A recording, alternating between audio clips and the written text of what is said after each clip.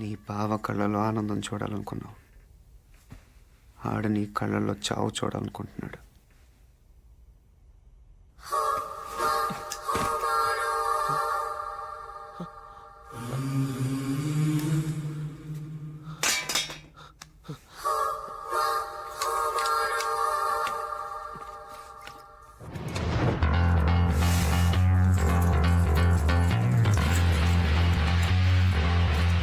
రండి చూడండి, వాడు మొండి నాని కాదు, ఎవరిదో శవాన్ని పెట్టారు.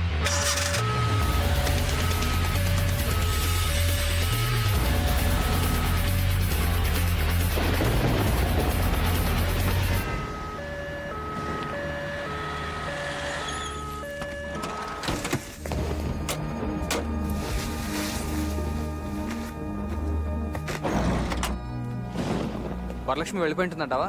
ట్రైన్ బయలుదేరే ముందు మన వాళ్ళు ఫోన్ చేస్తా అన్నారు. వర్షం పడుతోంది, ట్రైన్ లేటో ఏమో.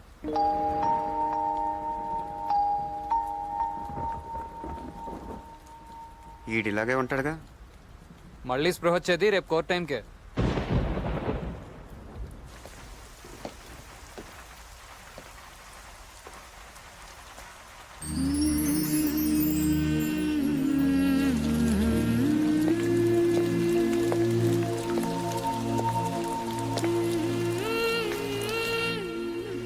ప్రేమ లేదు, దోమ లేదు, ఒట్టి వంకాయ.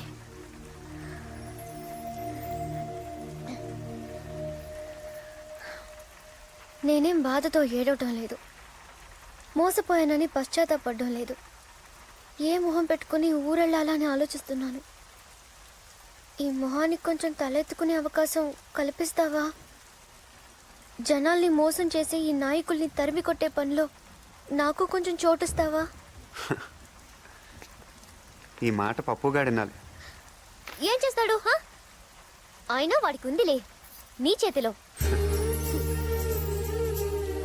కొత్త కనిపిస్తున్నావు.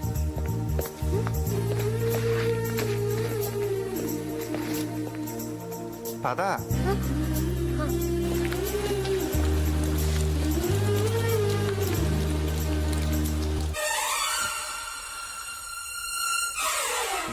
సార్, సిద్ధార్థకు కోర్టు ఇచ్చిన టైము ఇంకా 12 గంటలే మిగిలి ఉంది.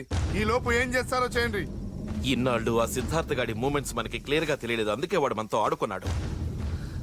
ఇప్పుడు వాడి రూట్ క్లియర్ గా ఉంది. రేపు ఉదయం కోర్టుకు వచ్చి తీరుతాడు.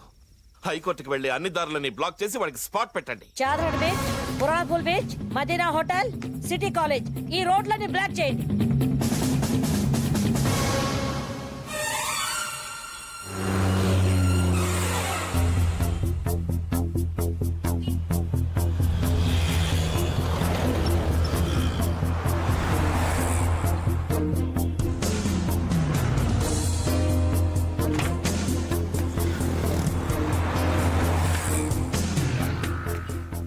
యువత రాజకీయాల్లోకి రావాలి అన్న నినాదంతో ముందుకొచ్చి హోమ్ మినిస్టర్ పప్పు యాదవ్పై బాంబు దాడి చేసి ఆపై అతనికి కాబోయే భార్యను కిడ్నాప్ చేసి రాష్ట్రంలో సంచలనం సృష్టించిన నిందితుడు చెరుకూరి సిద్ధార్థకు లొంగిపోవటానికి హైకోర్టు ఇచ్చిన గడువు మరో 10 నిమిషాల్లో ముగుస్తుండగా కోర్టులో హాజరు కావలసిన సిద్ధార్థ ప్రస్తుతం మన స్టూడియోలో ఉన్నారు.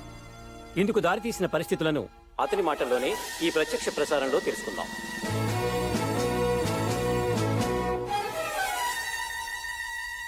కోర్టులో మీ ముందు బోన్లో నిలబడాల్సిన నేను ఇలా టీవీ ద్వారా కనిపిస్తున్నందుకు క్షమించండి యువర్ ఆనర్. నేను కోర్టుకు వచ్చేలోగానే నిజాన్ని చంపేయడానికి పప్పు యాదవ్ తన మనుషుల్ని పురమాయించాడు. ఇలాంటి పరిస్థితుల్లో న్యాయం చచ్చిపోకూడదనే ఉద్దేశంతో విచారణ వీడియో కాన్ఫరెన్స్ ద్వారా జరపమని వేడుకుంటున్నాను. ప్రొసీడ్. 2001 సవరణ దృష్టిలో పెట్టుకుని నాకున్న విశేష అధికారాలతో అనుమతిస్తున్నాను. మీరేం చెప్పదలుచుకున్నారు? శ్రీశ్రీ గారు అన్నట్టు ఈ దేశం ఎముకలు కుళ్ళిన వయసు మళ్ళిన సోమరపోతులది కాదు, మాది. ఈ దేశం స్విస్ బ్యాంకులో డబ్బులు దాచుకోవటానికి దేశాన్ని తాకట్టు పెట్టే రాజకీయ నాయకులది కాదు, మాది. ఈ దేశం పోలీసుల చేతిలో ఉండాల్సిన తుపాకుల్ని ఫ్యాక్షనిస్టుల చేతిలో పెట్టి రౌడీ రాజ్యం చేయిస్తున్న హత్య రాజకీయవాదులది కాదు, మాది. ఈ దేశం తండ్రి చేస్తే కొడుక్కి, భర్త చేస్తే భార్యకి, అన్న చేస్తే తమ్ముడికి సీట్లు ఇచ్చే అవకాశవాద పార్టీలది కాదు. మాది, మా యువతరానిది. అని ఎలాంటి భూమి మాకు అప్పచెప్పాలనుకుంటున్నారు? రెండో ప్రపంచ యుద్ధంలో అణుబాంబులు పడిన తర్వాత పనికి రాకుండా పోయిన హిరోషిమా, నాగసాకి లాంటి భూమిన? కురుక్షేత్ర యుద్ధం తర్వాత ధర్మరాజుకు వచ్చిన నెత్తటి భూమిన? వద్దో, మాకొద్దు. మాకు సుజలాం, సుఫలాం, సస్యశ్యామలంగా కనిపించే భారత భూమి కావాలి. ఆ భూమి మాకు మిగలనిస్తారా? విదేశీయులకు అమ్మేసి మా నేల మీద మమ్మల్ని పాలేరం చేస్తారు. ఒకప్పుడు చేలో వరేస్తే ఇంత ఆదాయం వస్తుందని, పళ్ళ తోటలైతే ఇంత లాభం వస్తుందని అందరూ ఆశపడేవారు. రాజకీయాల్లోకి వస్తే దిమ్మ తిరిగిపోయే ఆదాయం వస్తుంది అనుకుంటున్నారు. ఒకప్పుడు పోలీసులను చూస్తే సామాన్యుడికి భయం, ఇప్పుడు పొలిటికల్ లీడర్స్ని చూస్తే పోలీసులకు భయం. రౌడీలు, గూండాలు చేరి రాజకీయాలను రణరంగంగా మారుస్తున్నారు. సామాన్యులు రాజకీయాల్లో అడుగు పెట్టాలంటే భయపడుతున్నారు.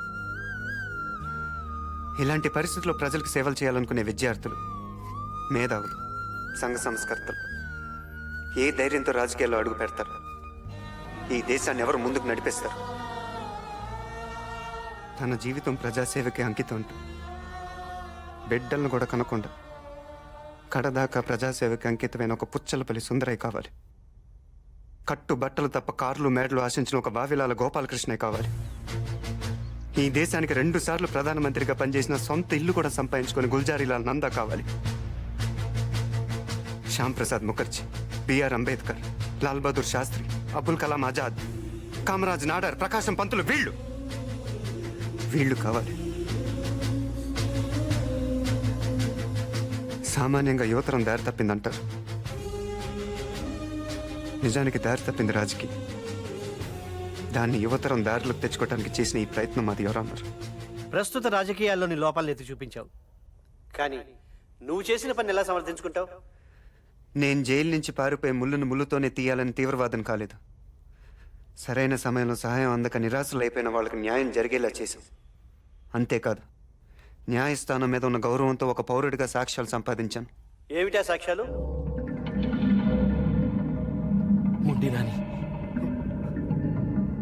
ఎంత పని చేసావు బావా.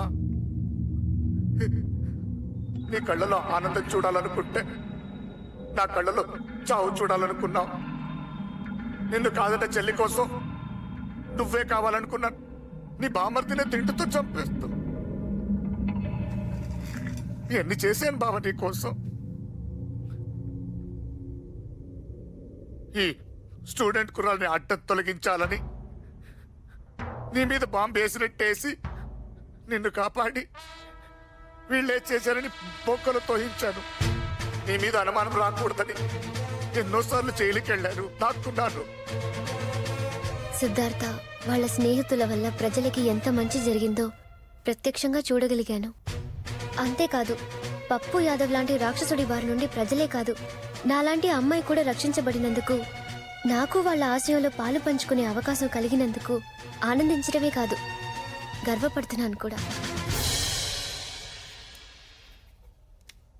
ఎన్నికలప్పుడు జరిగిన బాంబ్ బ్లాస్టింగ్ కేసులో సిద్ధార్థని అతని మిత్ర బృందాన్ని నిర్దోషులుగా భావిస్తున్నాం. ఇదే కేసులో పరకాల పురుషోత్తం యాదవ్ ఎలియాస్ పప్పు యాదవ్ని ప్రధాన నిందితుడిగా భావిస్తూ రెండవ నిందితుడైన జొన్నలగడ్డ వెంకట్రావు ఎలియాస్ మొండినానిని తక్షణం పోలీసులు అదుపులోకి తీసుకోవాల్సిందిగా ఆదేశిస్తున్నాం. ఇకపోతే సిద్ధార్థ జైలు నుంచి తప్పించుకోవటం, వరలక్ష్మిని కిడ్నాప్ చేయటం అతను చేసిన నేరాలు. ఈ కేసులో అతనికి బెయిలిస్తూ తదుపరి విచారణకి ఆదేశిస్తున్నాం.